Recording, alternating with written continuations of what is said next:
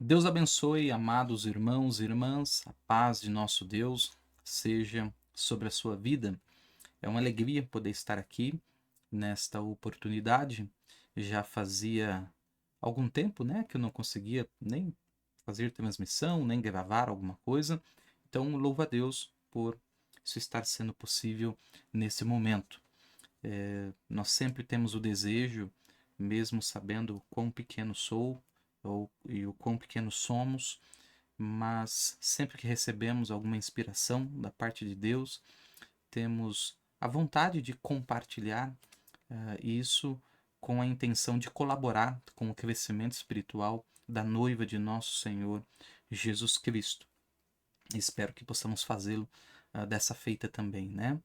Eu tenho já há algum tempo a vontade de iniciar uma pequena série de um pequeno estudo, eu vou dizer assim, né, dividido em algumas ministrações, e estava aguardando o momento oportuno para assim fazê-lo. E graças a Deus, creio que vamos iniciar hoje, né?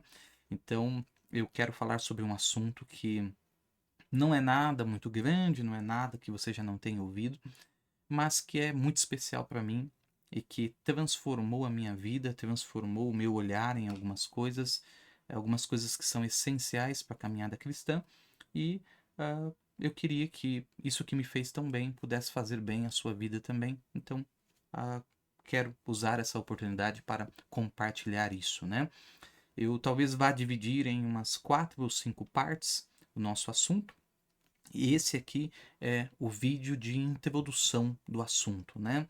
Então, se você está aqui, assista. E se no final fizer sentido para você, você possa nos acompanhar aí nessa pequena e rápida série que queremos fazer sobre o reino sacerdotal da noiva, né? Então, aqui na descrição desse vídeo, eu vou criar uma playlist, eu vou colocar o link aqui na descrição. E se isso fizer sentido para você, você possa nos acompanhar ali de que em tempo vamos colocando os demais capítulos, as demais partes desse estudo ali na playlist, né? E eu espero que isso te abençoe, por mais simples que seja, mas que possa te transformar, assim como me transformou também. Com certeza, você já ouviu algum pastor ou algum pregador ou algum ministro tratando ah, com muito mais profundidade esse assunto que eu quero abordar. No entanto, essa é só a minha pedrinha, então junte essa pequena pedrinha com tudo que você já ouviu, que eu tenho certeza que isso te fará um melhor cristão e uma melhor cristã, um melhor filho de Deus neste mundo que nós estamos vivendo, né? Então, o meu objetivo é falar sobre o reino sacerdotal e dentro deste assunto eu quero tratar sobre o reino sacerdotal na igreja, na oração, no jejum, na intercessão e na palavra falada, se Deus assim me permitir. São esses os temas que eu quero abordar com citações e referências e por meio disso alavancar um pouco a nossa fé. A Bíblia diz que a fé vem pelo ouvir e ouvir a palavra de Deus e que você vai ouvir aqui possa aumentar a sua fé, te dar munições para que você seja vitorioso, para que você seja vitoriosa nesses dias que nós estamos vivendo, né? Então, se ao final deste primeiro vídeo fizer sentido para você, acompanhe a playlist cujo link estará aqui na descrição. Bom, o que é o reino sacerdotal da noiva? Então, vamos começar do começo. E começar do começo é voltarmos a Gênesis no capítulo 1, no versículo de número 26, quando, na criação, Deus diz: façamos o homem à nossa imagem, conforme a nossa semelhança, e domine ou governe. Eu acho que a nova tradução da linguagem dos dias de hoje, que disse que ele reine. Então, na nossa versão está que domine sobre os peixes do mar, e sobre as aves dos céus, e sobre o gado, e sobre toda a terra, e sobre todo réptil que se move sobre a terra.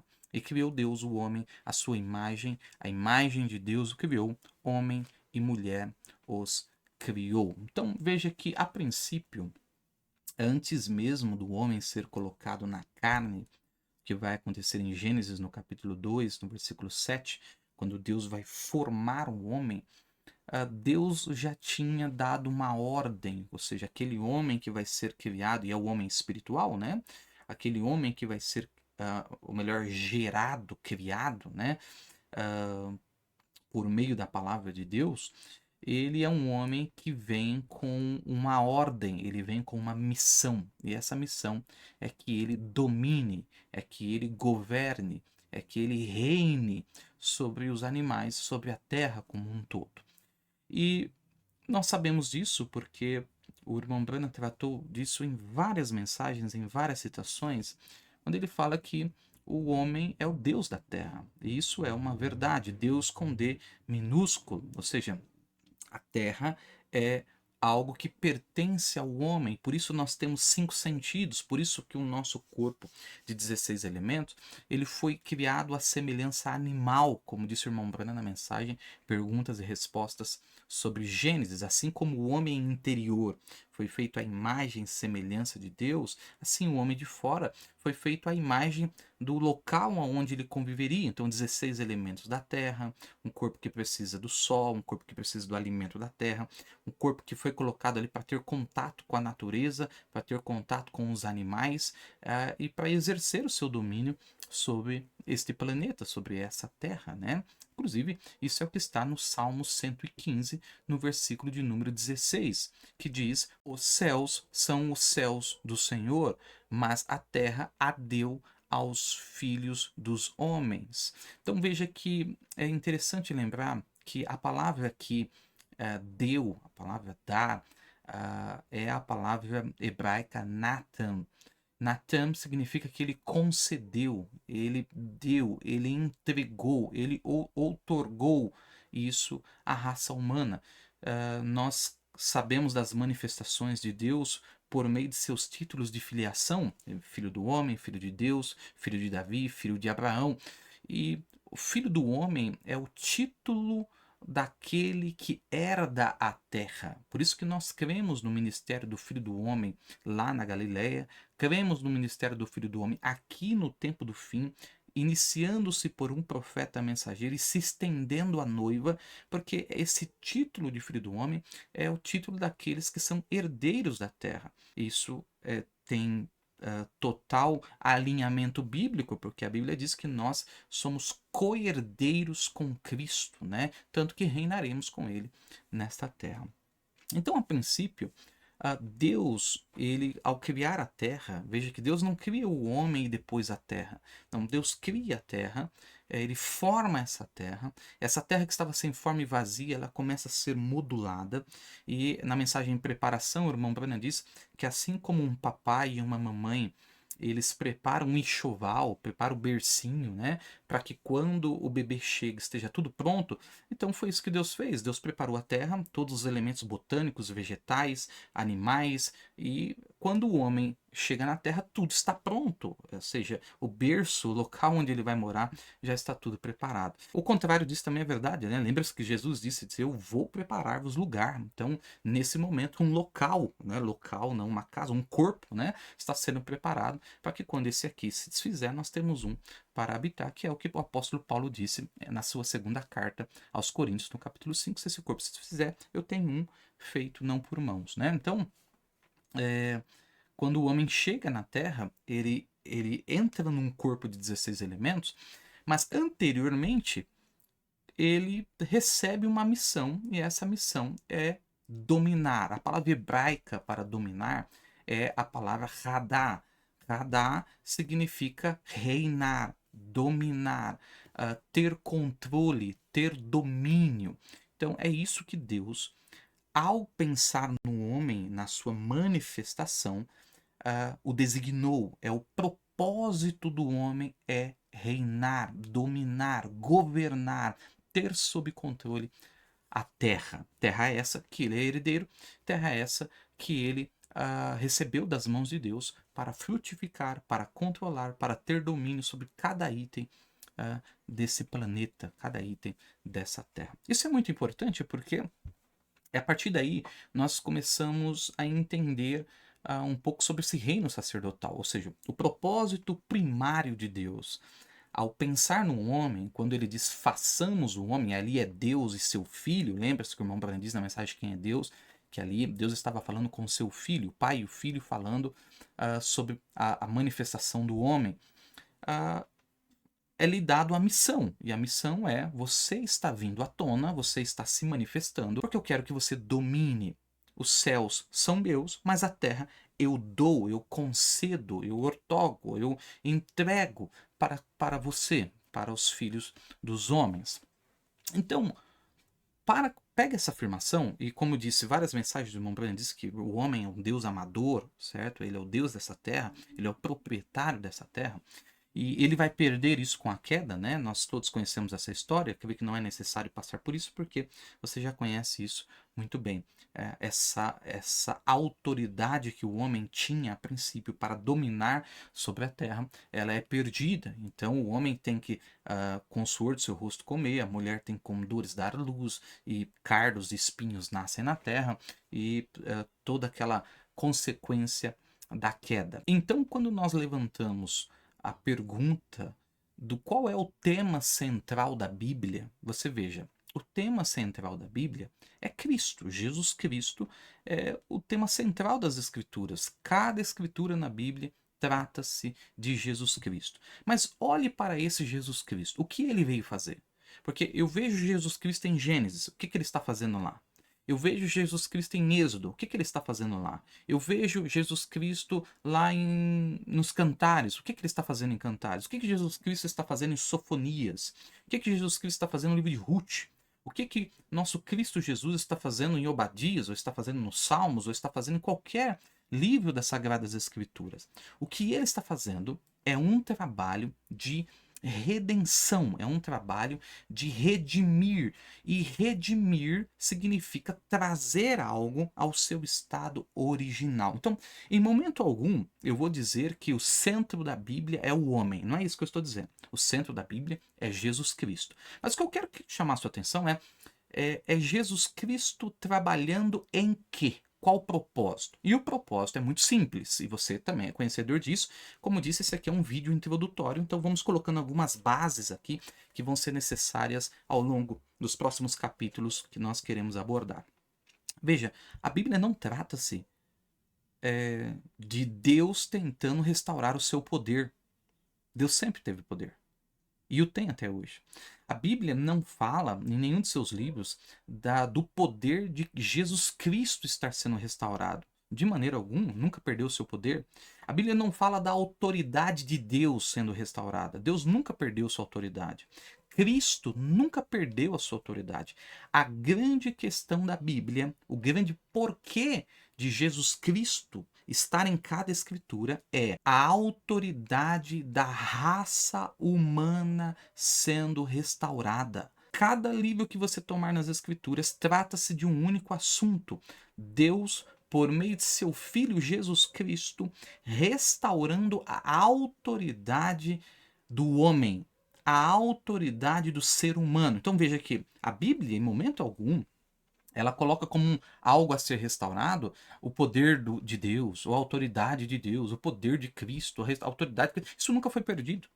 Isso nunca foi atingido. Deus sempre foi todo-poderoso. Então o assunto não é a restauração do poder de Deus. O assunto sempre é o retorno da autoridade ao homem, à raça humana, ao proprietário original dessa terra. Então tenha em mente, se você tiver um caderninho aí e você está anotando o que eu estou dizendo, se você já tem no coração e nos acompanhar ao longo desse estudo, tenha em mente que o ponto central, ou seja, o ponto central é Jesus Cristo, mas a questão do que Cristo faz em cada versículo da Bíblia é trabalhar para trazer de volta a autoridade à raça humana, porque Deus não perdeu seu poder, Cristo não perdeu seu poder, Deus não perdeu sua autoridade, Cristo não perdeu sua autoridade. Quem perdeu sua autoridade foi o homem, foi a raça humana. Então, a redenção, a grande história de redenção da Bíblia é Deus redimindo, dando ao homem a autoridade que é dele, que era dele originalmente e que ele perdeu por causa da queda. Então, esse é o tema, essa é a grande questão que envolve o trabalho de Jesus Cristo ao longo das Escrituras. cada livro da Bíblia, cada escritura, seja os poéticos, os proféticos ou históricos, não importa que livro você tome, está tratando-se do mesmo assunto. Sempre alguém que não tem, perdeu a autoridade, tendo a autoridade restaurada. É um Gideão que tem a autoridade restaurada. É Ruth que tem a autoridade restaurada. É uma Noemi por meio de Ruth que tem a autoridade restaurada. É Esther que tem a autoridade restaurada. Sempre trata-se da questão da autoridade da raça humana. E isso em tipos e sombras da Bíblia, o que Deus planejaria fazer até os dias finais. Então a grande questão, o grande ponto é Deus restaurando a autoridade da raça humana sobre a terra. Isso aqui é maravilhoso. Eu espero que esse primeiro ponto você tenha anotado aí no seu caderninho. Então, desde que o homem perdeu essa autoridade, o mundo passou a ter um novo líder, passou a ter uma nova liderança. Lembre-se, o homem foi dado a ele o propósito de governar, o propósito de dominar, o propósito de ter a terra sob controle. E quando ele perde isso, esse controle passa da mão dele para o diabo, para Satanás. Lembre-se que aquele livro de propriedade que estava na mão de Adão volta para Deus e o mundo passa a ser governado pelo maligno. Ele passa a ser o cabeça, ele passa a ser o chefe deste mundo. E é tão verdade isso que o próprio Senhor Jesus Cristo afirmou que Satanás era o príncipe, era o chefe deste mundo. A palavra príncipe na Bíblia, no grego, é a palavra archon. Archon significa o cabeça, o governo, o governador, o líder. Então, quando você lê na Bíblia, por exemplo, no Evangelho de São João, no capítulo 12, no versículo 30 e no versículo 31, Jesus disse: Respondeu Jesus e disse: Não veio esta voz por amor de mim, mas por amor de vós. Agora é o juízo deste mundo, agora será expulso o príncipe deste mundo. Veja que Jesus, é da boca, dos lábios dele, que sai essa expressão falando do seu inimigo, que ele é o príncipe, ele é o archon, ele é o cabeça, a liderança, o governante. Nós podemos ver isso também em São João, no capítulo 14, lá no versículo 29, no versículo 30, quando ele diz: Eu vos disse, agora antes que aconteça, para que, quando acontecer, vós acrediteis.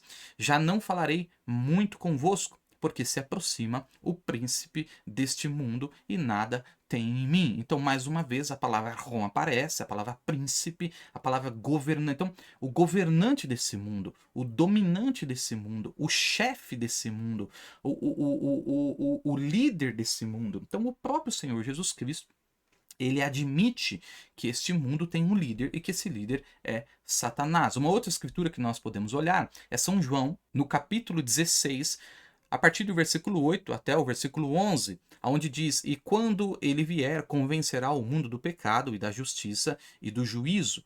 Do pecado, porque não creram em mim. Da justiça, porque vou para meu Pai e não me vereis mais. E do juízo, porque já o príncipe deste mundo está julgado. Então veja que mais uma vez a palavra príncipe aqui acontece. Então aparece, né? Então quando Adão perde essa autoridade, o mundo passa a ter um novo cabeça. O mundo, a terra passa, a natureza, as nações passam a ter um novo cabeça. Ora, irmãos, eu sei que os irmãos entendem a minha linguagem. Deus é o Deus Todo-Poderoso. Ele pode fazer o que ele quiser, só que ele não pode quebrar as suas próprias leis, porque Deus não pode quebrar a sua própria palavra. Então Deus poderia, no estalar de dedos, zerar tudo e começar.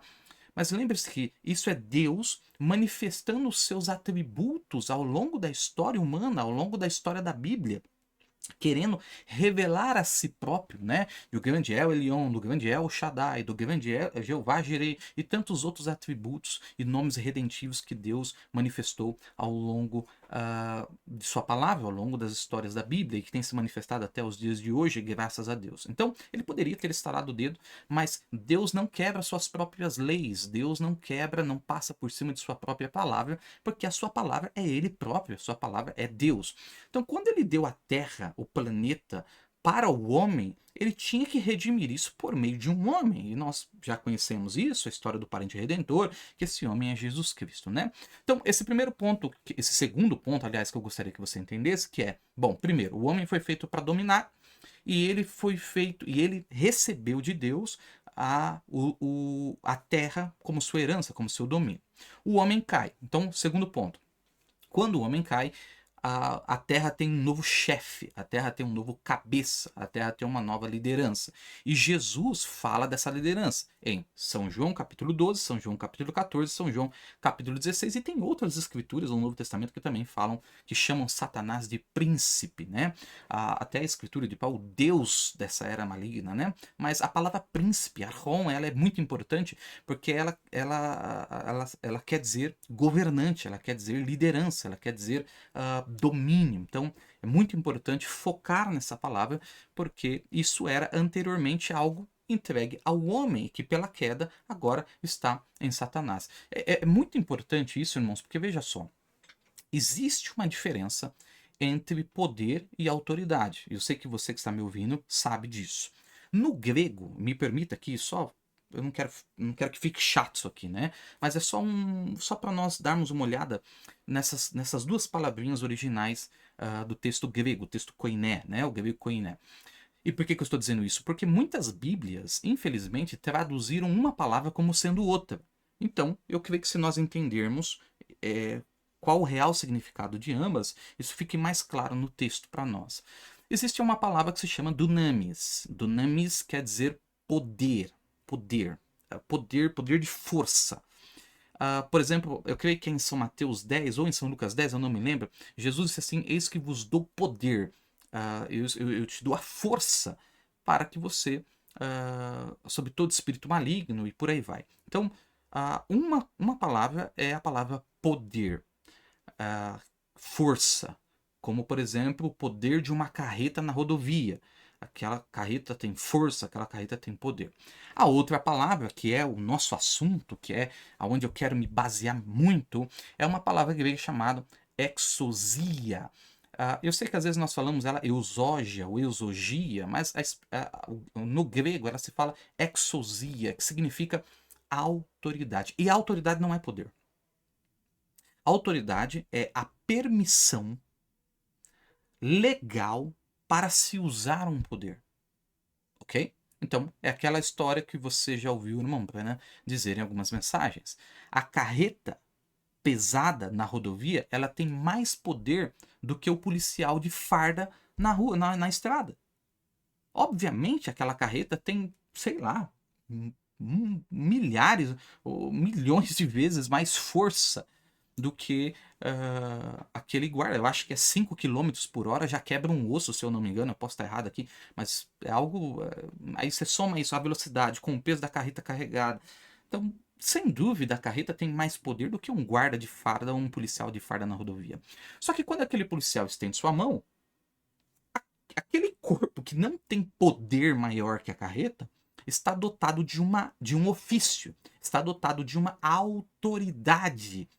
E a autoridade por trás daquele a autoridade dada àquele homem, por meio de uma farda, por meio de um distintivo, significa que atrás daquele homem tem um poder que é maior do que a carreta. E esse é o Estado, que pode prender aquela carreta, prender aquele homem e pode operar de muitas formas, certo? Então, por que aquela carreta, aquele homem vai frear aquela carreta, mesmo sabendo que tem mais poder do que aquele policial?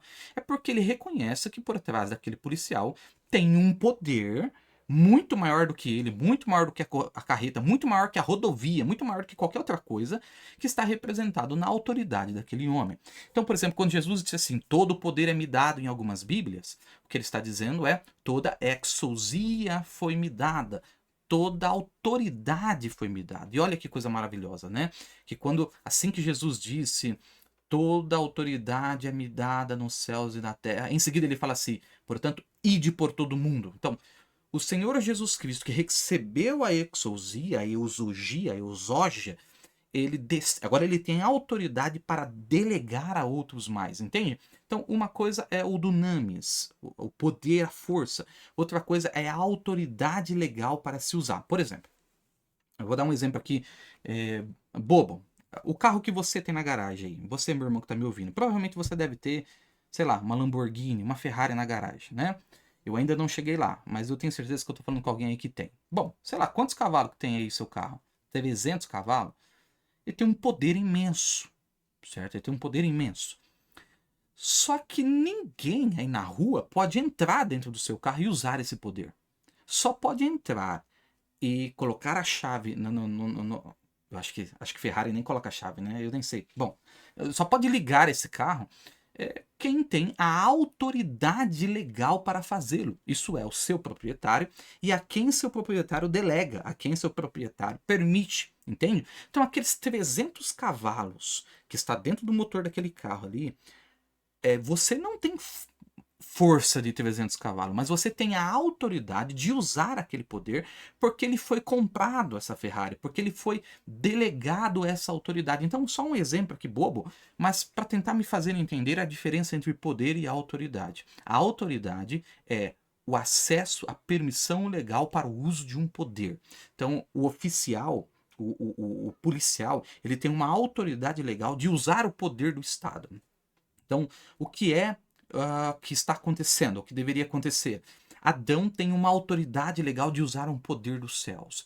E isso é o que foi prometido ser restaurado no tempo do fim nas nossas vidas. Então, por isso, para mim,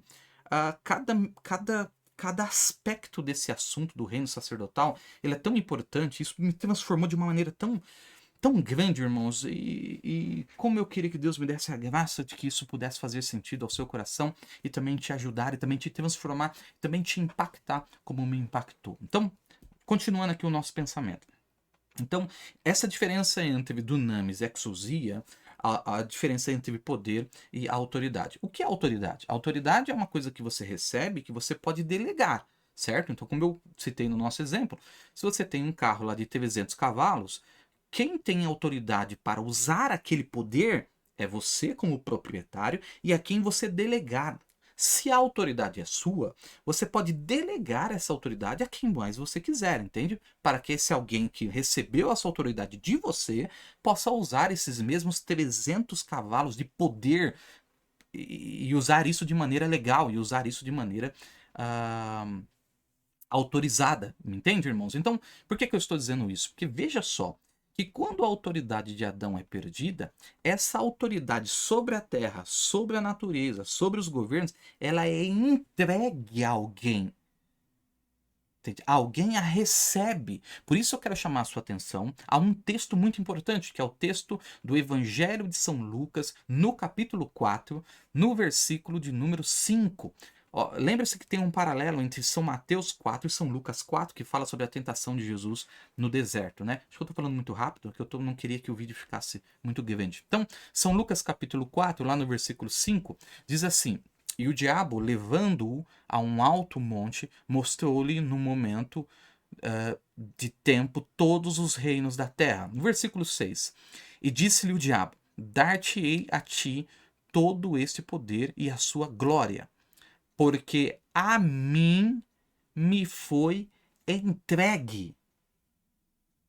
Preste atenção, porque a mim me foi entregue e dou a quem quero. Então veja que o diabo aqui, ele está fazendo uma oferta a Jesus e ele está dizendo que a autoridade, aqui na nossa Bíblia está o poder, mas a autoridade que ele tem, ele recebeu. E uma vez que ele recebeu, ele pode dar a quem ele quiser. Entende? Essa autoridade estava em Adão. Depois de Adão, o Satanás passa a ser o chefe, o governante, o príncipe deste mundo, como disse Jesus, certo? Aquele que governa o mundo. E ele oferece a Jesus esse governo, essa autoridade. Por quê? E como que ele faz isso? Ele diz assim: porque eu recebi. E como eu recebi, eu também posso dar. Presta muita atenção nisso, que isso é muito importante. Ele tinha uma autoridade que foi entregue a ele, que foi concedida a ele.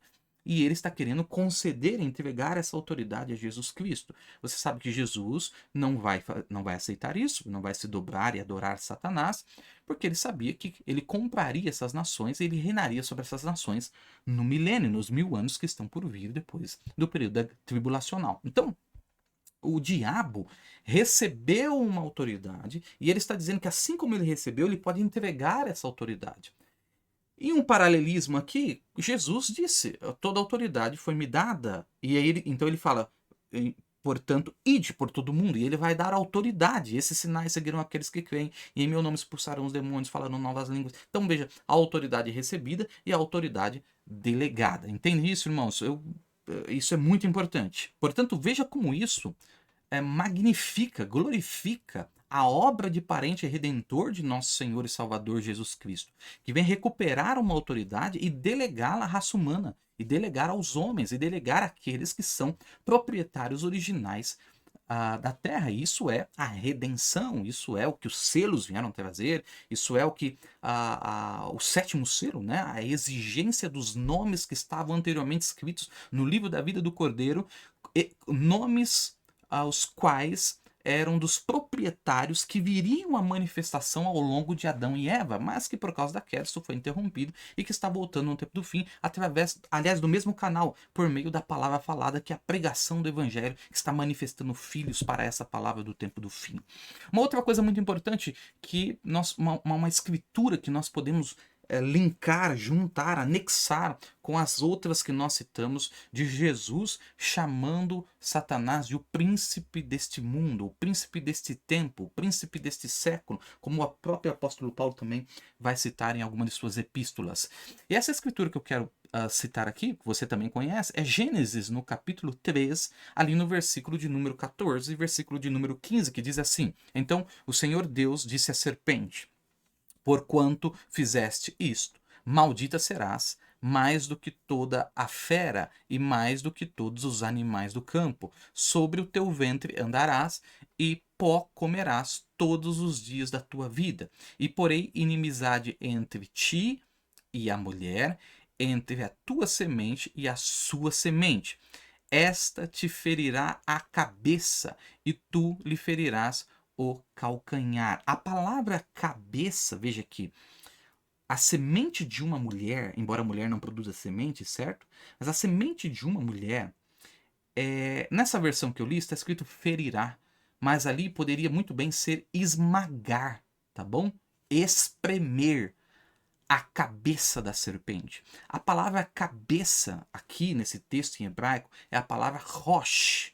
E rosh, cabeça, significa governo, significa domínio, significa liderança.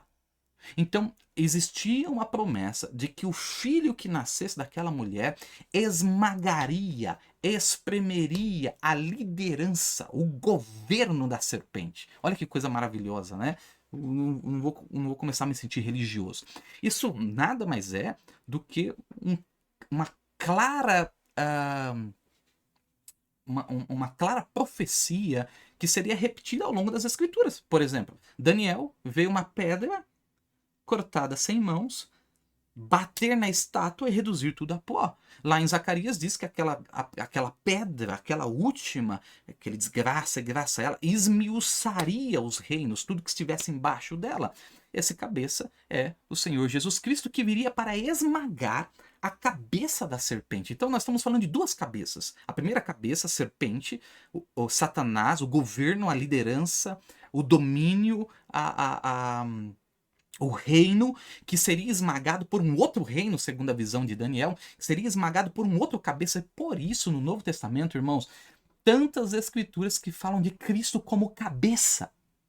Que falam de que... Deixa-me analisar uma escritura aqui, que eu creio que isso vai ajudar o nosso coração. Efésios capítulo 2, versículo 1 a versículo 3. Olha, vamos ler essa escritura junto, mas preste muita atenção no que nós vamos ler aqui. Efésios capítulo 2, a partir do versículo 1. E vos vivificou, estando vós mortos em ofensas e pecados, em que noutro tempo andastes segundo o curso deste mundo, segundo o príncipe das potestades do ar, do espírito que agora opera nos filhos da desobediência, entre os quais todos nós também antes andávamos nos desejos da nossa carne, fazendo a vontade da carne e dos pensamentos, e éramos por natureza filhos da ira, como os outros também. Então veja que aqui no versículo 2 diz que nós andávamos segundo o príncipe. Lembra? Então o cabeça, o domínio, aquilo que estava nos dominando, que age nos filhos da desobediência, é aquele príncipe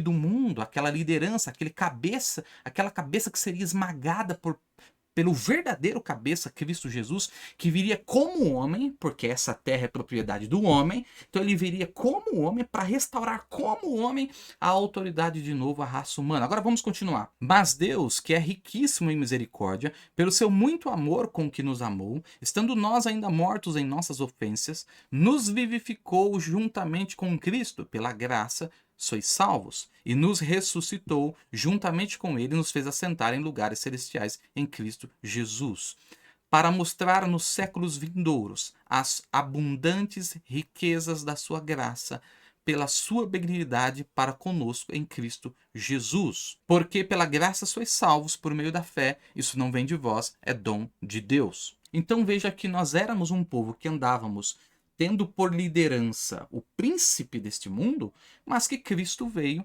e, por sua grande misericórdia, por suas riquíssimas misericórdias, esse verdadeiro cabeça agora veio para nos governar, entende?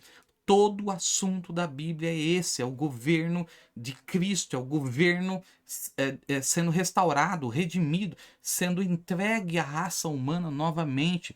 Você olha Jesus dizendo: buscai primeiro o reino, o domínio, o governo de Deus e a sua justiça, e todas as demais coisas serão acrescentadas. Tanto João Batista como o Senhor Jesus Cristo pregavam a mesma mensagem: a vinda do reino de Deus, a vinda do governo, do domínio, dessa concessão divina para governar a terra. Todo o assunto da Bíblia, toda a questão da Bíblia se resume a isso. Deus, por meio de um parente redentor, seu Filho Jesus Cristo, obrando para restaurar, entregar à raça humana a autoridade que a queda tirou de nós e que o príncipe deste século tinha sobre a terra, mas que Cristo arrancou dele, esmagou, espremeu a cabeça dele para que hoje isso fosse entregue à noiva de nosso Senhor Jesus Cristo. Depois dessa introdução, dessa explicaçãozinha inicial, eu quero agora de fato entrar no nosso assunto. Então, veja só, nós vimos que o homem, o propósito dele é dominar, segundo Gênesis capítulo 26, Salmo 115, versículo 16. Nós vimos que ele perde isso com a queda, nós vimos que o diabo passa a ser o príncipe desse mundo, o dominador desse mundo, mas que a cabeça dele vai ser esmagada, e que Cristo é essa cabeça que vai esmagar a cabeça da serpente. Essa é a cabeça de Daniel que veio e quebrou o domínio dos reinos, é a mesma pedra de coroa do livro de Zacarias, e todas essas grandes escrituras e grandes temas que com certeza você já ouviu ser pregada pelos homens de Deus por aí. Mas agora chega o ponto em que eu quero chamar a sua atenção. Então, se você se dispôs a estar aqui, aqui começa de verdade o nosso assunto. Veja só. Quando Cristo, que sabia que receberia esta autoridade na ressurreição, São Mateus capítulo 28, versículo 18, que ele havia recebido essa autoridade, toda a autoridade. Embora em algumas Bíblias esteja a palavra poder, mas se você olhar no texto original, lá está exousia, está escrito a palavra eusógia, né? Exousia, autoridade, ou seja, a permissão legal para se usar um poder. Essa permissão legal de se usar um poder já tinha sido pregada por Cristo. Por exemplo, Jesus, São Marcos 11, 23, é a escritura clássica disso, né? Qualquer que disser a este monte. Então, isso já é um exemplo do que essa autoridade faria com a terra, certo? Com a terra, em aspectos da terra, em aspectos do domínio da terra, dos aspectos de alguém que está dominando a terra. Então, irmãos, isso é uma coisa tão grandiosa que eu queria tanto colocar essa base, deixar ela bem sólida, para que enquanto eu for falando as outras coisas, você possa ligar a essa base o nosso assunto. Entenda que o diabo, ele era o Satanás, o príncipe, o dominador, a mente. O diabo tinha um parlamento que guiava a terra, que estava sobre a terra, com enfermidades, com demônios. E imagine isso. O que Cristo fez, o que Jesus Cristo fez quando veio na carne, ele fez na terra o que já tinha sido feito no céu. Entende? Veja, quando o diabo estava no céu, ele tinha acesso a muitas alas no céu. Me permita usar aqui um teatro, um drama. Ele tinha acesso a muitas alas. Mas, de repente, Miguel aparece e há um combate, há uma luta. E quando sabe-se que ele, por orgulho, quer construir um reino maior, o que o diabo queria? Ele queria construir um reino maior do que Deus. Ele queria se assentar em uma posição maior. Então, ele tinha em mente algo de dominar, algo de controlar, algo de governar. Ele tinha em mente estabelecer um reino próprio. É o que ele vai fazer na terra, na queda do homem. Então, quando isso acontece, o diabo é expulso do céu. Ou seja, o diabo não tem mais acesso em áreas no céu. Embora lá no livro de Jó nós vamos saber que ele visita, embora lá no Novo Testamento fala que ele está diante de Deus nos acusando, mas ele perde acesso a áreas do céu. O que acontece quando Jesus vem à Terra? O diabo começa a perceber que ele está perdendo acessos em algum lugar da Terra. E que assim como ele foi expulso do céu, agora o próximo passo é ele ser expulso da terra. Por quê? Porque havia pessoas que ele dominava com enfermidade, que Jesus está curando, havia endemoniados que estão sendo expulsos, havia demônios nos olhos de pessoas que estavam cegadas e que Jesus vem e expulsa esses demônios da cegueira. Então veja que Jesus está colocando em prática o reino de Deus. E o reino de Deus é cura, o reino de Deus é libertação, ou seja, o diabo está percebendo que ele não consegue mais ter acesso a pessoas, assim como ele não consegue ter acesso mais ao céu, ele já não está conseguindo mais ter acesso à terra, ele está sendo expulso gradativamente da terra, assim como ele foi de imediato no céu. É isso que Jesus, que fez no céu, está fazendo com o diabo na terra. E logo ele vai ficar até sem inferno, né? Porque o inferno vai ser jogado no lago de fogo com o diabo e seus demônios. Bom, então, é muito importante nós olharmos, colocarmos uma lupa ali e vermos o que esse quadro está querendo nos dizer. Então, esse Jesus que tem essa autoridade, que faz o que o Pai lhe mostra, que faz só a vontade perfeita do Pai, ele vai delegar essa autoridade ao seu povo. Então, aqui está o ponto em que eu gostaria que você prestasse. Agora, faz o seguinte: larga a caneta, larga papel, larga tudo aí e olha aqui para mim, nesses olhos aqui, preste atenção nisso que nós vamos dizer agora. Jesus, que recebe essa autoridade, toda a autoridade, o Filho de Deus, ele vai delegar essa autoridade à sua noiva. Mas como é que ele vai fazer isso? Ele vai fazer isso por meio de uma instituição.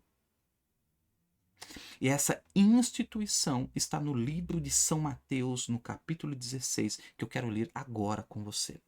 Aqui, no versículo de número 18, ele diz assim: Pois também eu te digo que tu és Pedro, e sobre esta pedra edificarei a minha igreja, e as portas do inferno não prevalecerão contra ela.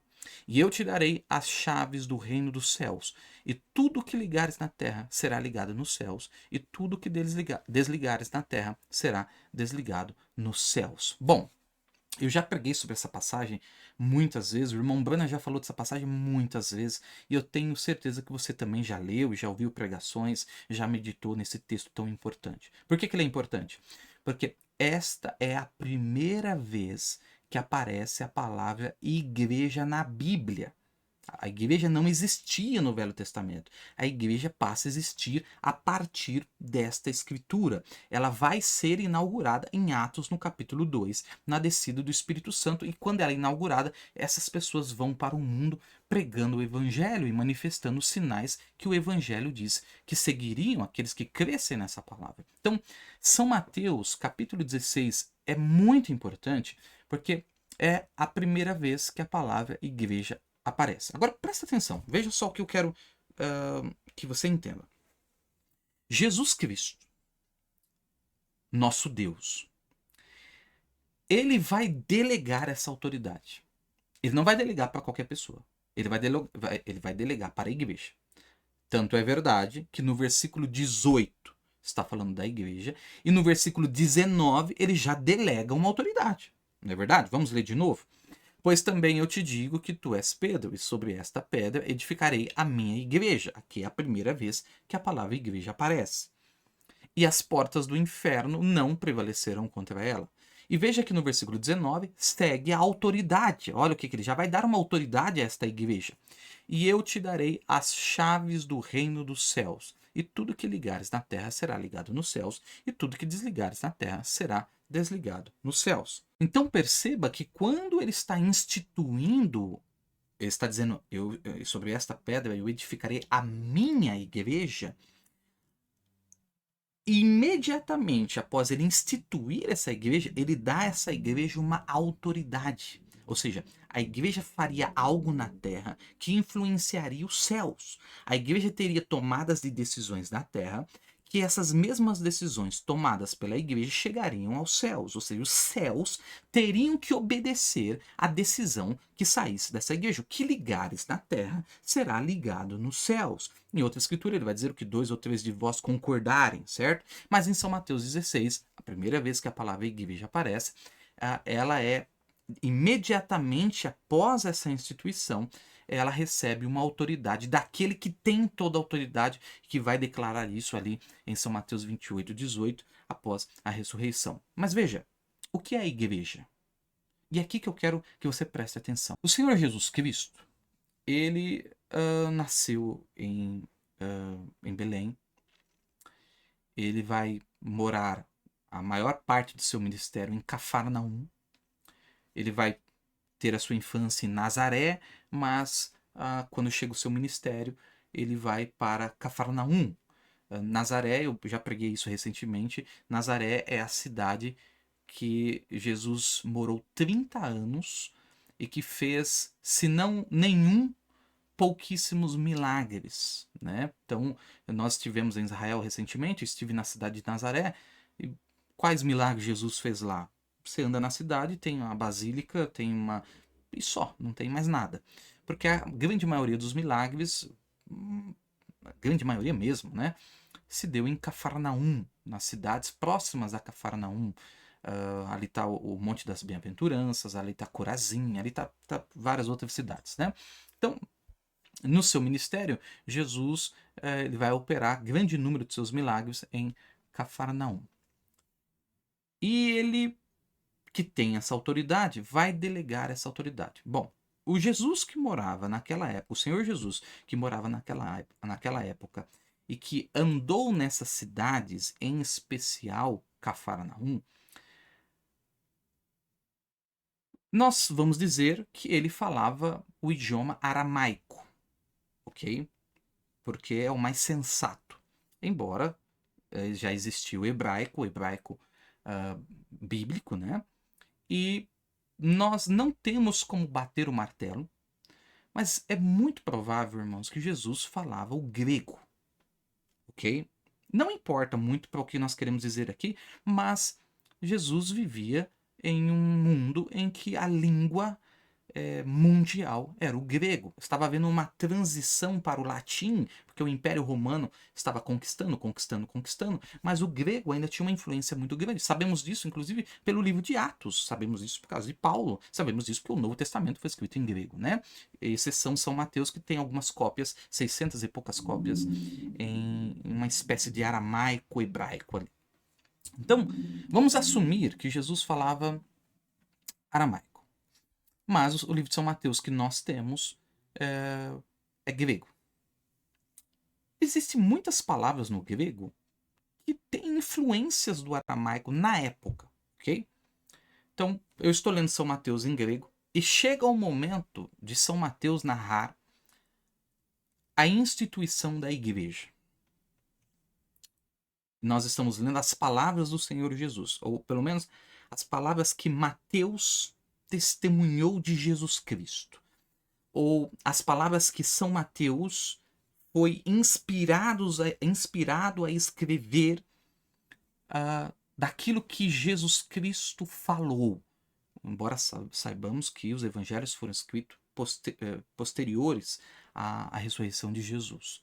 Então, quando ele está escrevendo, Jesus, quando vai instituir um grupo de pessoas, quando ele vai fundar uma instituição, Jesus poderia ter usado qualquer palavra.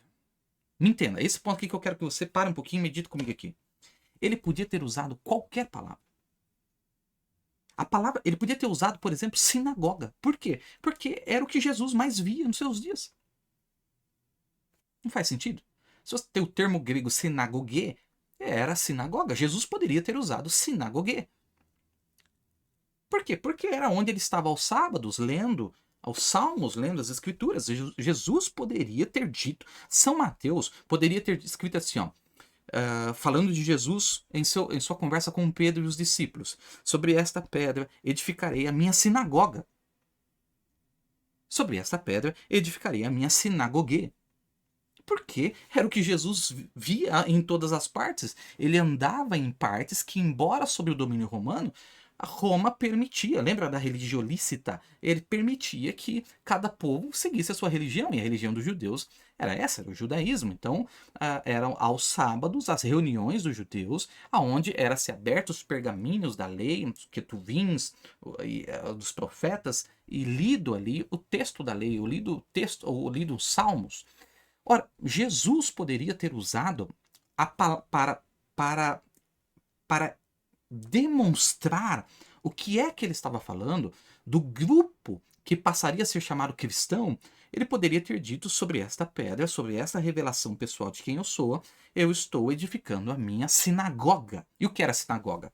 Era um edifício quadrado, cujo centro ficava uma tribuna, aonde ali a autoridade, e essa autoridade ela vai sendo trocada ao longo do tempo, né? Mas vamos colocar aqui os fariseus, que eram os homens da lei, mas depois os saduceus e outras classes, outras facções do judaísmo, e até o centro lia-se, junto com o povo, a parte da lei, os salmos e por aí vai. Então, inclusive nós também estivemos lá em Israel, uma das sinagogas mais antigas já preservadas, né? Então ela é um quadrado, ali tá oh meu Deus, como que é o nome? Os assentos, e ali o ponto no centro onde ficava o palestrante, onde ficava o orador, onde ficava aquele homem que ia ler os pergaminhos da lei.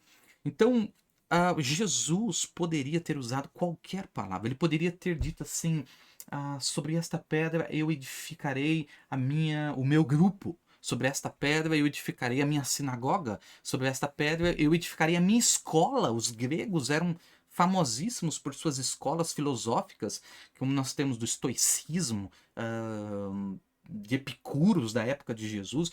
Jesus poderia ter usado qualquer palavra para demonstrar o que ele estava querendo dizer. É isso que eu estou tentando me expressar aqui, e eu queria muito, muito, muito que você me desse a sua atenção. Mas quando Jesus vai estabelecer o que ele quer, quando Jesus vai falar o que dentro dele, como que vai funcionar o povo qual ele vai delegar autoridade para reinar sobre a terra. Presta atenção, presta atenção. Como é o nome do ajuntamento, do grupo que ele vai ortogar, o que ele vai conceder, o que ele vai entregar essa autoridade, o nome desse grupo. O mais sensato era, o mais correto aos meus olhos, aos nossos olhos, olhando na história, pera um pouquinho. Jesus andou no templo e andou na sinagoga. Ele poderia dizer, sobre esta pedra edificarei o meu templo. Sobre esta pedra edificarei a minha sinagoga. Porque foi o convívio nos 33 anos dele, que era uma sinagoga. Sinagoga era um povo que ia lá, se assentava, gente, me perdoe a repetição, é só para tentar fazer o mais claro possível, se assentava, ouvia alguém ler ali a Bíblia, ler as escrituras, falava um amém ali e pronto, ia para suas casas após o término. Então você veja que as igrejas que existem hoje, elas estão mais para sinagogas. Elas estão mais para sinagogas do que para aquilo que Jesus de fato fundou. Porque se fosse para ser isso, se fosse para nós irmos no lugar e nos assentarmos e ouvir alguém falar da palavra, é isso, não estou dizendo que não é, tá bom? É isso. Mas se fosse simplesmente isso, Jesus ele deveria ter dito, sobre esta pedra edificaria a minha sinagoga. E olha, irmãos, eu não estou falando que não devemos congregar. Aqui mesmo no canal eu tenho um vídeo sobre congregar. Todo filho de Deus congrega. Não existe cristianismo sem congregar, tá? Antes que você leve isso aqui para um outro lado, não existe cristianismo sem congregar, tá? Não, não, não. Os primeiros pais da igreja, a primeira coisa, o Espírito Santo os levou a congregar. Então, isso aí é história de demônio. Desengrejado é coisa de endemoniado. Eu acho que eu fui claro aqui, né? Falando assim, acho que ficou claro que eu não participo dessa linha de pensamento. Que não tá na Bíblia, não tá na mensagem, não tá nos primeiros cristãos, não tá nos pais da igreja. Aliás, os pais da igreja, eles... Não, deixa quieto, senão eu vou entrar por essa linha e não é meu assunto aqui. Então, só estou dizendo isso para que, embora estou dizendo que a igreja não se resuma a isso, ou seja, não se resume a um prédio onde as pessoas vão, se assentam e ouvem alguém falando da palavra, se fosse só isso, Jesus poderia ter usado a palavra sinagogue, poderia ter falado minha sinagoga, porque isso aí ele já via. Me entende? Mas quando ele vai falar do grupo que vai receber a autoridade, esse grupo que depois vai ser chamado de, ó, presta atenção, reis e sacerdote, esse é meu tema. O reino, o governo sacerdotal da noiva, quando ele vai dar o nome, quando ele vai dar a demonstração, como ele vai descrever qual é esse grupo, ele usa a palavra grega eclesia. E aqui, meu irmão, e aqui que eu quero parar um pouquinho, porque isso aqui para mim é maravilhoso. Isso aqui para mim, assim, isso me arrepia, tá bom? Porque ele podia ter usado sinagoga, ele podia ter usado templo, ele podia ter usado tabernáculo, ele podia ter usado qualquer palavra, meu Deus, do seu convívio. Mas ele usa uma palavra que é uma palavra especialmente usada pelos gregos, que nada tem a ver com a cultura judaica, que nada tem a ver com a sinagoga, por exemplo, que nada tem a ver com o ajuntamento dos judeus, do judaísmo. Ele usa a palavra eclesia. Eclesia, que vem da raiz kletos, que vem de uma outra, que é a kalein, que significa chamar. Mas não significa só chamar. Vem do verbo chamar. Eu quero estudar melhor essa palavra um pouquinho, tá bom? Então, a princípio, a palavra eclesia já existia. A primeira vez que nós temos registro dela é do ano de 638 a.C. Então, 638 anos antes de Cristo é o primeiro registro que nós temos da palavra eclesia, que é usada nos poemas homéricos, certo? Os poemas homéricos, como, por exemplo, a Ilíada. A Ilíada de Homero, se você ler, lá é uma das primeiras citações da palavra eclésia, a palavra eclesia. Então, quando Jesus vai nomear, quando Jesus vai dizer como se chamará o grupo, como se chamará o povo que vai receber essa autoridade, ele usa uma palavra que foi cunhada 638 anos antes de Cristo, que é a palavra eclesia. E o que é essa palavra? Que é traduzida para nós como igreja, certo? Dessa palavra eclesia vai nascer outras palavras que vai chegar na nossa igreja que vem do latim, certo? Mas que vai ter outras lá na Europa, como church, depois church em inglês, e por aí vai. Mas a fonte, a raiz, a palavra raiz é a palavra eclesia. E o que é eclesia? Bom, eu pesquisei alguns dicionários que depois eu gostaria até que você fizesse essa pesquisa. Por exemplo, no dicionário Merriam-Webster diz que eclesia era uma assembleia política de cidadãos do Estado grego antigo. Eram cidadãos que se reuniam em encontros públicos para tratar negócios políticos ali em Atenas, por exemplo. Na Blue Letter Bible, o termo eclesia vai significar uma reunião de cidadãos que foram chamados de suas casas para se reunir em um lugar público, uma assembleia. O dicionário Collins vai dizer que eclesia era uma assembleia de cidadãos ou uma congregação dos cidadãos gregos. E a minha preferida é a definição da Enciclopédia Britânica, que diz que eclesia era a reunião de convocados. Era uma assembleia dos cidadãos nas cidades-estados da Grécia Antiga. E isso é maravilhoso, irmãos. A melhor definição para eclesia, a melhor definição para a igreja é a reunião de convocados. Como assim reunião de convocados? Então o que nós precisamos fazer? Nós precisamos pegar desde a primeira afirmação do ano 638 a.C., nos poemas homéricos, até os dias de Jesus, aonde os termos eclesias foram usados. Porque veja que quando Jesus usa essa expressão, e mesmo que Jesus tenha usado uma expressão em aramaico, São Mateus vai pegar essa em aramaico, que nós não sabemos qual é, e vai transformá-la em eclesia como a melhor palavra para definir o que Jesus estava dizendo. É muito importante que nós entendamos o porquê o uso dessa palavra e não porquê, e não a palavra sinagoga, e não porque a palavra templo, e não porque a palavra, por exemplo, grupo, ou a palavra escola, ou a palavra qualquer uma outra.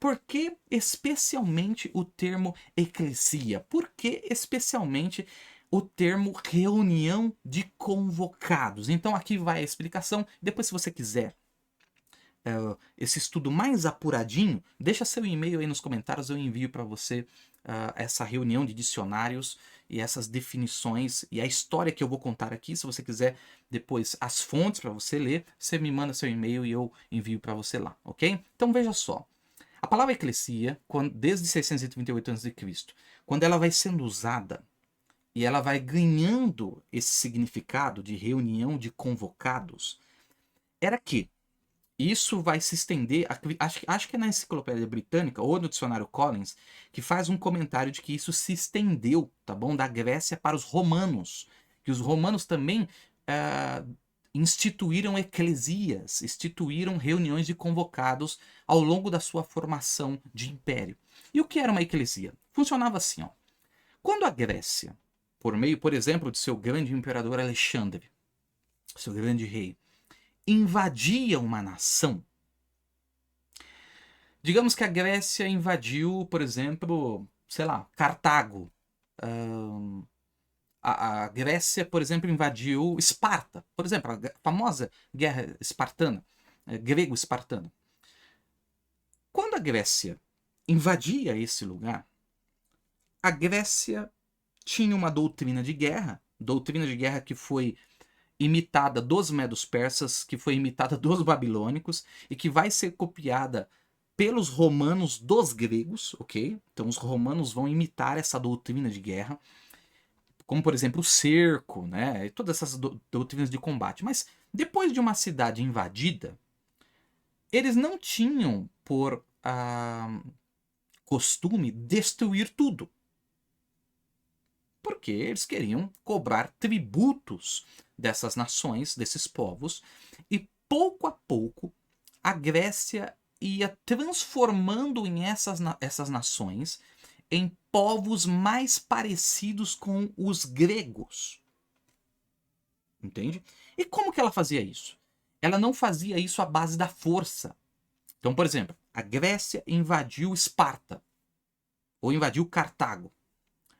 Então, depois que os exércitos gregos invadiam essas localidades, invadiam essas nações, invadiam esses países, o governo grego, o Império Grego, convocava cidadãos gregos de diversas áreas de formação da Grécia. Então, saía-se por exemplo, na Grécia tinha um professor grego, muito bom. A Grécia tinha médicos gregos. Tinha-se mecânicos gregos, entenda o meu tipo aqui. Tinha-se, sei lá, o que mais? Professores, médicos. Tinha-se enfermeiros gregos. Tinha-se pedreiros gregos. Tinha-se, entende? De várias áreas da cultura grega. o império, o governo, convocava esses homens e mulheres para uma reunião. E essa reunião era uma reunião de convocados, portanto, era uma eclesia. E o que era decidido ali? Essas pessoas que foram convocadas para essa reunião ganhavam uma autoridade para que eles pudessem trabalhar dentro da nação invadida. Então, por exemplo, aquela professora, aquele professor grego que mora na Grécia, que dá aula na Grécia, o mecânico grego que conserta carro na Grécia, o pedreiro que constrói na Grécia, o engenheiro civil que constrói na Grécia, ele é convocado pelo governo grego.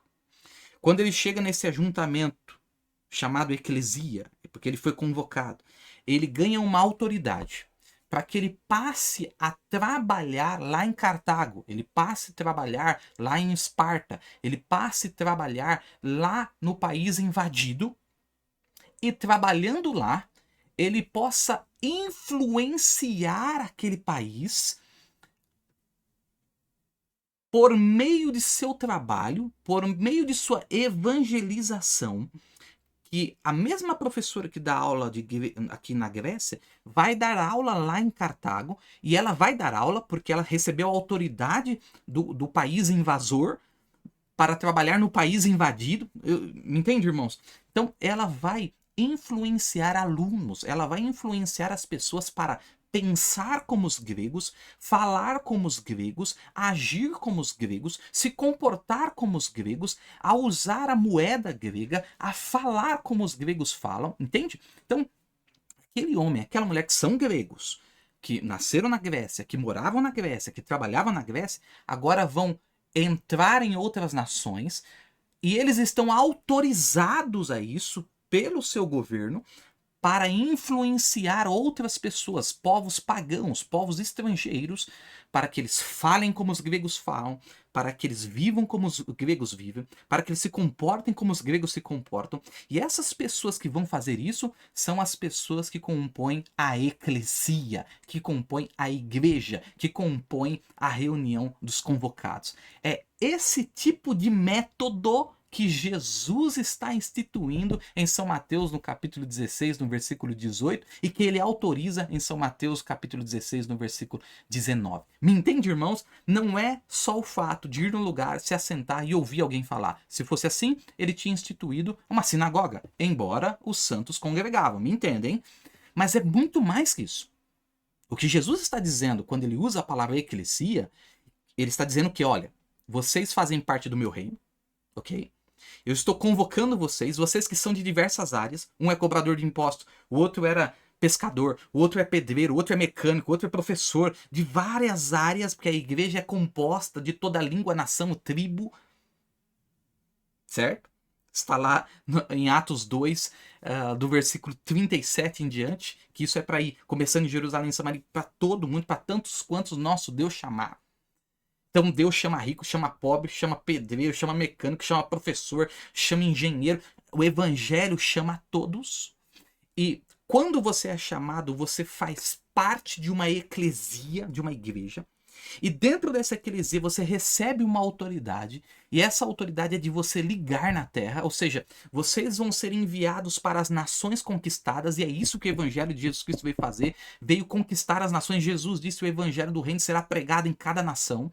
E quando vocês forem enviados nessa nação, vocês vão influenciar. Você vai continuar sendo mecânico, você vai continuar sendo professor, você vai continuar sendo pedreiro, mas agora você é um cristão, você faz parte da eclesia, você vai influenciar a outros, você vai evangelizar a outros para que eles falem como você, para que eles se comportem como você, para que eles falem o mesmo idioma como você. E isso nada mais é do que o evangelho de Jesus Cristo sendo pregado pela eclesia. Me entende, irmãos? Então, aquilo que os gregos faziam em enviar seus cidadãos gregos, mas dando a eles uma autoridade para que eles entrassem nas nações invadidas e por meio disso conquistasse, persuadisse, evangelizasse, convertesse aquele povo pagão conquistado para que eles se comportassem, pensassem, agissem como os gregos. É isso que Jesus está fundando, uma eclesia, onde ele vai convocar ecletos, eleitos, escolhidos, para fazer parte dessa igreja, e essa igreja vai receber uma autoridade para ir para o mundo e influenciar cada nação invadida pelo evangelho, conquistada pelo evangelho, para que por meio desses cristãos, dessa igreja, eles possam influenciar, converter a outros pagãos, incrédulos, para que eles se comportem como os cristãos, para que eles pensem como os cristãos, para que eles possam agir como os cristãos. Me entenda? Então não é qualquer coisa. A eclesia de Jesus Cristo é a reunião de eleitos, de convocados, de chamados para levar o evangelho a cada nação invadida, a cada nação comprada pelo sangue de Jesus Cristo, e por meio de nós, o agente, a igreja, nós pudéssemos influenciar, converter, persuadir para que as crianças, para que os jovens, para que homens e mulheres e velhos das nações pagãs conquistadas falem como nós, se comportem como nós, possam agir como nós, pensem como nós, amem o que nós amamos. Por isso que o evangelho de Jesus Cristo, ele é tão contra a cultura que você pega um cristão na China, um cristão na Rússia, um cristão no Brasil, um cristão nos Estados Unidos, pouco importa a cultura. Pouco importa qual é o presidente eleito. Pouco importa qual é o modo de vestir do país. Pouco importa qual é a música do país. Os cristãos têm um pensamento único. Os cristãos, eles fazem parte de uma reunião de convocados que deu a eles a autoridade para eles mudarem o local onde eles moram, para que eles possam mudar o local onde eles convivem, o local onde eles trabalham, o local onde eles aprendem, o local onde eles estudam. Me entende? Então, nós fazemos parte de um reino, nós fazemos parte de uma eclesia que fomos convocados, embora congregamos, mas não é isso simplesmente, porque senão ele teria dito sobre esta pedra edificaria minha sinagoga, mas quando Jesus escolhe, ou São Mateus escolhe a palavra eclesia, ele está nos dando uma palavra para que nós possamos olhar e ver como ela foi usada antes da proclamação de São Mateus 16, versículo 18. Entende? Que quando a palavra eclesia aparece, ele está dizendo, olha o que isso aqui é lá antes. Ou seja, ele olhou, lá existia a palavra templo, lá existia... Templo não corresponde bem ao que a igreja vai ser. Sinagoga?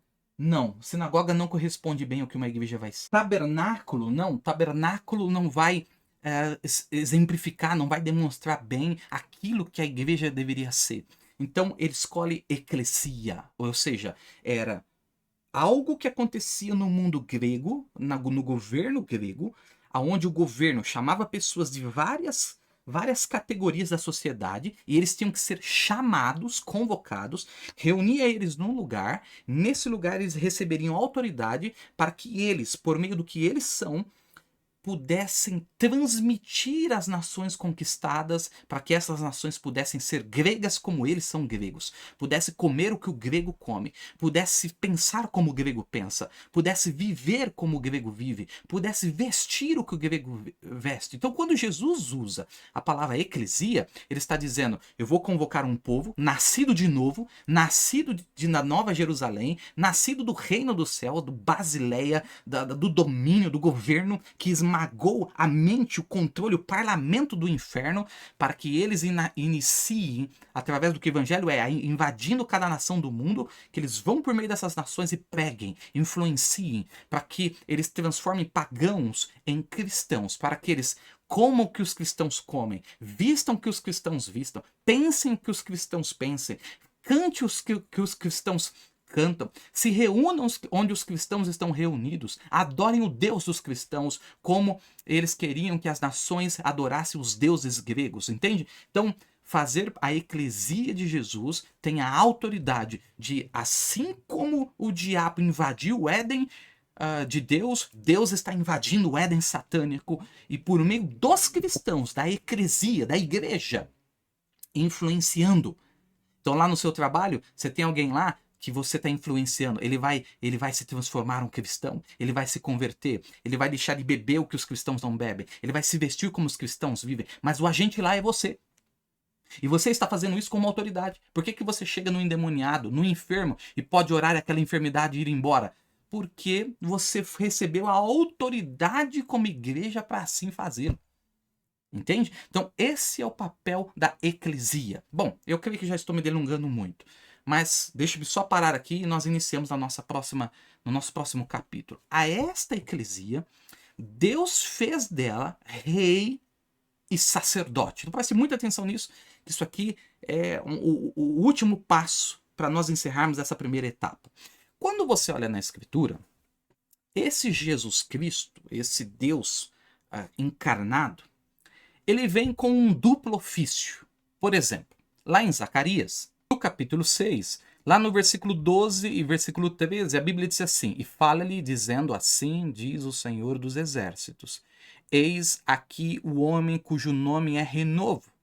Ele brotará do seu lugar e edificará o templo do Senhor. Agora veja o versículo 13. Ele mesmo edificará o templo do Senhor, e ele levará a glória, assentar-se-á no seu trono, e dominará, e será sacerdote no seu trono, e conselho de paz haverá entre ambos os ofícios. Então veja que ambos os ofícios teriam uma unidade. Ele se assenta no trono, que é onde o rei se assenta, só que ele reina como sacerdote. Entende? Isso nos leva, irmãos, a Melquisedeque, certo? Lá nos Salmos diz Melquisedeque, rei e sacerdote. O Melquisedeque que se apresenta a Abraão, ele é rei e sacerdote. E esse Melquisedeque, que é tanto rei e sacerdote em sua pátria, é o mesmo que está sendo descrito em Zacarias, no capítulo 6, no versículo 13, é o mesmo descrito nos Salmos e é o mesmo descrito no livro de Hebreus, quando diz que Jesus vem da linhagem sacerdotal de Melquisedeque, aquele sem pai, sem mãe, que tanto é rei como é sacerdote. No entanto, a Bíblia diz que nós também somos esses reis e sacerdotes. Não é verdade? Por exemplo, lá em Apocalipse, no capítulo 1, no versículo 5, e da parte de Jesus Cristo, que é fiel testemunha, o primogênito dentre os mortos e o príncipe dos reis da terra, aquele que nos amou e em seu sangue nos lavou de nossos pecados. E no versículo 6, e nos fez reis e sacerdotes para Deus e seu Pai. A ele glória e poder para todo sempre. Amém. Uma outra escritura muito importante, que eu gostaria que você colocasse atenção sobre isso, é a primeira carta de Pedro, capítulo 2, lá no versículo 4, que diz assim: E chegando-vos para ele, pedra viva, reprovada na verdade pelos homens, mas para com Deus eleita e preciosa.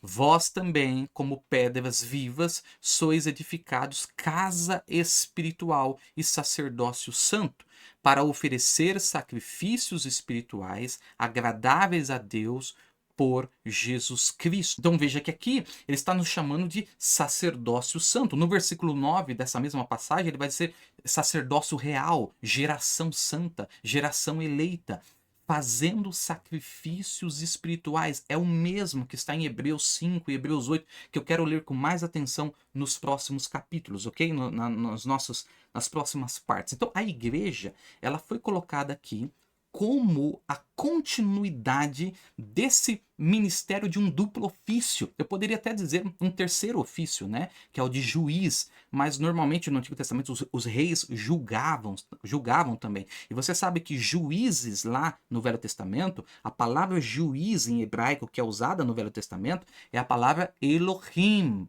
Lembre-se, Elohim também significa juiz. Quando você lê lá que aquelas pessoas eram levadas diante dos juízes, a palavra original é a palavra Elohim. Então, como rei e sacerdote, ele é Jesus Cristo, segundo a ordem de Melquisedeque, que também é rei e sacerdote, e que se assentaria no trono e haveria nos ambos ofícios conexão, que seria um sacerdote assentado no trono. Assim também a noiva é chamada de sacerdócio real. Tem esse ministério de rei e sacerdote. E a maneira, e aqui que entra o ponto, irmãos, que eu quero ver com mais atenção, e é isso que eu queria que fizesse sentido para você, para ver como isso é maravilhoso. Como é que a noiva reinaria?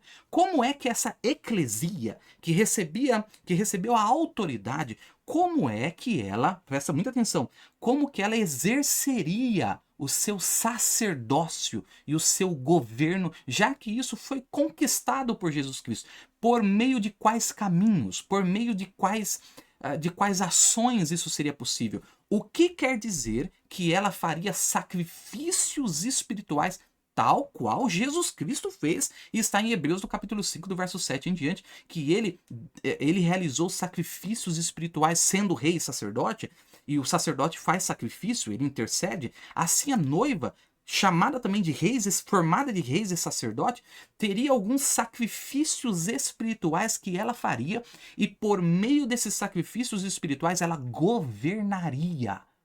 Isso aqui é muito importante, irmãos. Isso aqui, que Deus me ajude. Se Ele me der vida, eu quero ponto por ponto, pelo menos 4 pontos, chamar a sua atenção para você ver como essa eclesia, como esses convocados governariam as nações, governariam os povos, governariam o seu ambiente, aonde Deus os colocaria por meio da pregação do evangelho, da oração, do jejum e da intercessão, ok? Então, esse é o meu objetivo nessa minissérie que queremos fazer.